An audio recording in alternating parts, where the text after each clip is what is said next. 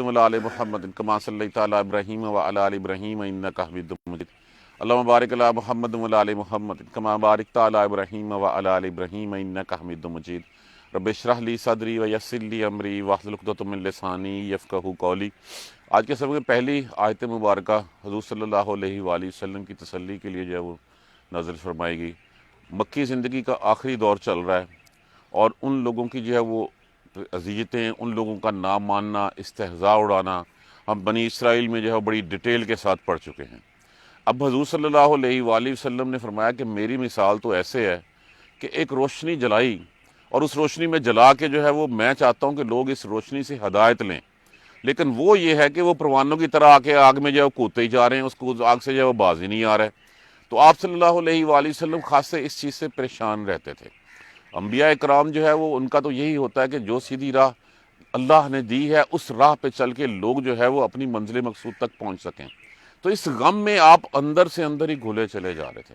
اگر ہم اسی بات کو دیکھیں، سورہ قصص میں فرمایا گیا انک لا تہدی من احببت، کہ تو جس کو چاہتا ہے تو ہدایت نہیں دے سکتا۔ ہدایت دینا کس کی ذمہ داری ہے؟ اللہ تبارک و تعالیٰ کی ذمہ داری ہے۔ اسی چیز کا اعتراف جو ہے وہ حضرت موسیٰ علیہ السلام نے سورہ مائدہ میں ان الفاظ میں کیا، رب انی لا املک الا نفسی واخی، یار میرے رب میرا کوئی اختیار نہیں کسی پہ سوائے میرے نفس کے یا میرے بھرا کے اوپر، میرے بھائی کے اوپر۔ تو آپ صلی اللہ علیہ وآلہ وسلم حد تک پریشان رکھتے تھے، اندر ہی اندر غم سے جو ہے وہ گلے جا رہے تھے، اور آپ کو جو ہے وہ تسلی دی جا رہی ہے۔ فلا اللہ کا فے کا مطلب پس، لا اللہ شاید کے، کاف حاضر کی ضمیر لگی ہوئی ہے۔ اس لفظ کو کھول لیں گے تو یہ لفظ اتنا مشکل نہیں ہے، فے پلس لا اللہ پس کاف، پس شاید کہ تو آپ باخعن، باخعن بے خے این، باخعن ہلاک کرنا، کسی غم میں اپنے آپ کو جو ہے وہ اندر ہی اندر گھٹ کے جو ہے وہ اپنے آپ کو ہلاک کرنا، کہ ایک چیز کو اپنے اوپر اتنا طاری کر لینا جس سے جان جانے کا خدشہ ہو۔ نفس کا، نفس کا ہونا چاہیے، نہیں لفظ سا ہے یا سین ہے یا زیر ہے اس کے نیچے، یہ ساتھ پڑھا ہو۔ نفس اپنے کو، جان اپنی کو، اللہ آثارہم، آثارہ کا مطلب کیا ہوتا ہے؟ پیچھے، پیچھے، ہاں جی نفس کا، فلا اللہ کا باخع نفس کا، پس شاید کہ تو آپ ہلاک کرنے والے ہیں اپنے آپ کو، اپنی جان کو، اعلی آثارہم، آثار پیچھے، ہم ان کے، پس شاید کہ آپ ان کے پیچھے اپنی آپ کو ہلاک کرنے والے ہیں، اپنی جان کو جو ہے وہ مارنے والے ہیں۔ ان لم، یہ کہ نہ، لم نافیہ کا صیغہ، یومنو وہ ایمان نہ لائے، بحاظ الحدیث اس بات سے، آصفہ، آصفہ کیا ہوتا ہے؟ افسوس کرنا کسی چیز کا، حسرت و یاس میں، ان کی اس بات پہ کہ وہ ایمان نہیں لائے آپ افسوس کر کے اپنے آپ کو ہلاک کرنے والے ہیں۔ یہ ہے اس کا با محاورہ ترجمہ بنا۔ ان کی کس بات پہ؟ ان کی بات کیا تھی؟ ان لن یومنو، کہ وہ ایمان نہیں لائے، اس بات کو دل میں بٹھا کے افسوس کر کے شاید تو آپ اپنی جان کو ہلاک کرنے والے ہیں۔ انا، بے شک ہم نے، جعلنا بے شک ہم نے ہی، اگر یہاں پہ بھی نا متکلم آیا ہے اور یہاں پہ بھی آیا تو پھر کیا ہوگا؟ ہم اس کو زور دے دیں گے، ہم نے ہی۔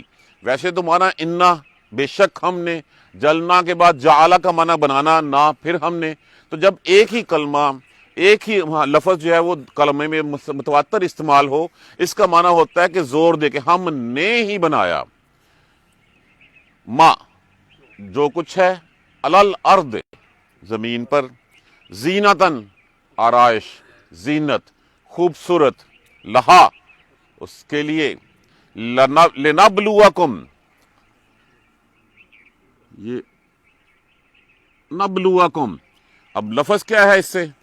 بلا، بلا کا معنی کیا ہوتا ہے؟ امتحان لینا، جانچنا، لام تاکے کے لیے استعمال ہوئی، نون ہم متکلم کے لیے استعمال ہوا مضارع کے طور پہ، اور ہم جو ہے غائب کی ضمیر لنبلوہم تاکہ ہم جانیں، تاکہ ہم جانچ لیں، ایہم ایہ کون، ہم ان میں سے احسن عملا نیک اعمال کرتا ہے۔ بے شک ہم نے ہی اس زمین کو زینت بنایا ہے تاکہ ہم جانیں کہ کون اچھے اعمال کرتا ہے۔ وَإِنَّا اور بے شک لَجَائِلُونَ یقیناً لام لازم کے لیے استعمال ہوئی۔ لفظ کیا ہے؟ جعلہ۔ جعلہ کا معنی کیا ہوتا ہے؟ بنانا۔ واؤ جمع کے لیے، ما علیہا جو ہے اس پر، سعیدن سعید لفظ کس سے ہے؟ سعود سے، جس کا معنی کیا ہوتا ہے؟ مٹی، خاک، میدان۔ جرزہ، جرزہ کہتے ہیں چٹیل کو، بالکل ہموار چیز کو۔ بے شک ہمیں اور یقیناً ہم اس کو چٹیل میدان بنانے والے ہیں۔ چٹیل میدان کا مطلب کیا ہے؟ کہ ہر چیز فنا کرنے والے ہیں، کوئی چیز اس میں سے باقی نہیں رہے گی۔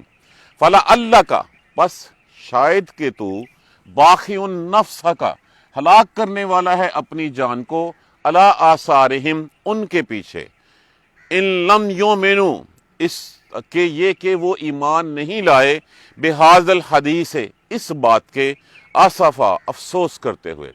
بے شک ان کے ایمان نہ لانے کی بات پہ افسوس کرتے ہوئے آپ اپنی جان کو ہلاک کرنے والے ہیں۔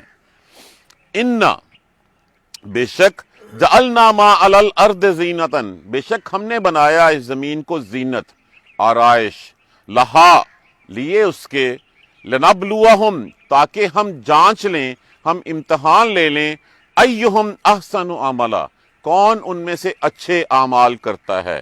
وَإِنَّا لَجَاعِلُونَ مَا عَلَيْهَا صَيْدًا جُرُزًا اور بے شک یقیناً ہم اس کو چٹیل میدان بنانے والے ہیں، ہم یہاں پہ جو ہے اس کو فنا کرنے والے ہیں۔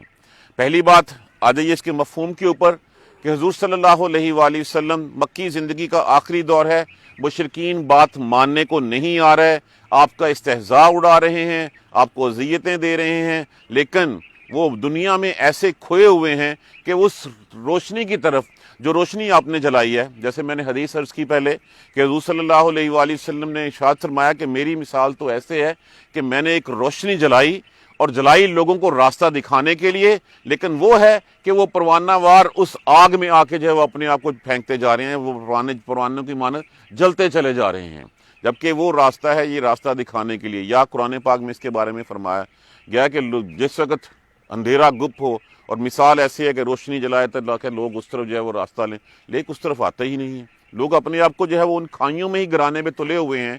اگر تلے ہوئے ہیں اور لگ رہا ہے کہ آپ اپنی جان کو اتنا غم میں گلا لیں گے، آپ غم میں اندر ہی اندر آپ کو غم کھائے جا رہا ہے۔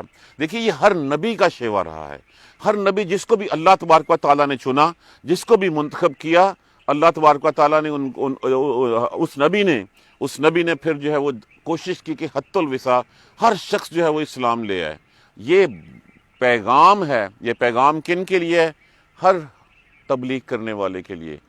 وہ کیا ہے؟ لست علیہم بمسیطر، آپ دروغہ نہیں ہیں ان کے اوپر۔ انا علینا ایابہم ثم انا علینا حسابہم، آن دو انہوں نے ساڈے کول، یہ ہمارے پاس آئیں گے، ہم ہی ان سے پھر حساب لیں گے اس وقت۔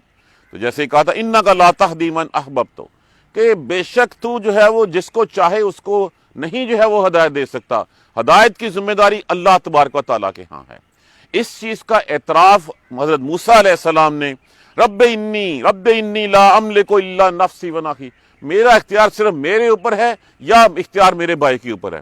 تو آپ نے جو کام کرنا تھا آپ نے وہ کام کر دیا۔ انا علینا ایابہم ثم لست علیہم بمسیطر، آپ کوئی دروغہ ان کے اوپر نہیں لگے ہوئے، آپ نے پیغام پہنچا دیا۔ آپ اپنی جان کو مت گلائیں، اپنے آپ کو مت ہلاک کریں ان کی اس بات کے اوپر کہ وہ ایمان نہیں لاتے۔ ایمان اسی کو نصیب ہوگا جس کو ہم ہدایت دیں گے، اس کو نصیب نہیں ہوگا جس کو جو ہے وہ تو چاہے گا یا کسی اور چاہے گا۔ یہ اللہ تبارک و تعالیٰ کے فیصلے ہیں، آپ نے پیغام پہنچانا تھا، آپ نے پیغام پہنچا دیا۔ یہ پہلی بات آپ صلی اللہ علیہ وآلہ وسلم کی تسلی کے لیے فرمائی گئی۔ اس کے بعد فرمایا انا جعلنا ما علی الارض زینۃ لہا لنبلوہم ایہم احسن عملا۔ سورہ ملک میں ہم کیا روز پڑھتے ہیں؟ بارک الذی بیدہ الملک وہو علی کل شیء قدیر، الذی خلق الحیات خلقل موت والحیات لیبلوکم ایکم احسن عملا۔ ہم نے تو اس زندگی اور موت کو پیدا ہی اسی لیے کیا کہ کون اچھے عمل کرتا ہے۔ یہ جو زمین کی زینتیں ہیں، یہ زینتیں بھی اسی لیے کہ ہم امتحان لے لیں۔ آج کے اس مادی دور میں، جیسے کل سب سے بڑا وہی فتنہ جس کی ہم نے کل بات کی تھی کہ لفظ دجال دجل سے ہے۔ دجل کا معنی کیا ہوتا ہے؟ فریب، دھوکہ۔ وہ فریب دھوکہ، جب بھی ہم اللہ سے اس فریب دھوکے کی مان مانگتے ہیں تو دنیا سب سے بڑا دھوکہ ہے ہمارے لیے۔ دنیا جو ہے وہ ہمیں اٹریکٹ کرتی ہے کہ آؤ اور اپنے سارے حرام کام سے، آپ یورپ کو دیکھ لیجئے، امریکہ کو دیکھ لیجئے، ان کی تہذیب صرف اس دنیا کے لیے ہے، ان کا سب کچھ کرنا اس دنیا کے لیے ہے، ان کی آخرت کے لیے کچھ نہیں ہے۔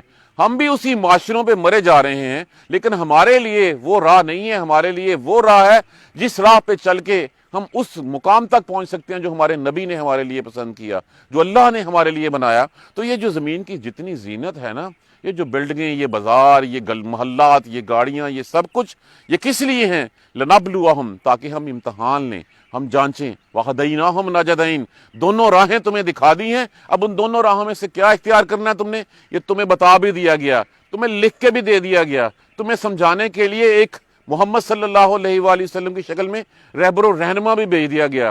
اس کے بعد بھی نہیں آتے تو نہ صحیح، ایک بات یاد رکھو، یہ بٹھا لو اپنے اندر، وَإِنَّا لَجَاعِلُونَ مَا عَلَيْهَا صَعِيدًا جُرُزًا۔ یہ جو ساری زینت والی چیزیں ہیں، یہ جو زمین کے اوپر ہم نے سجائی ہوئی ہیں، ان سب کو ہم ایک دن ملیا میٹ کرنے والے ہیں۔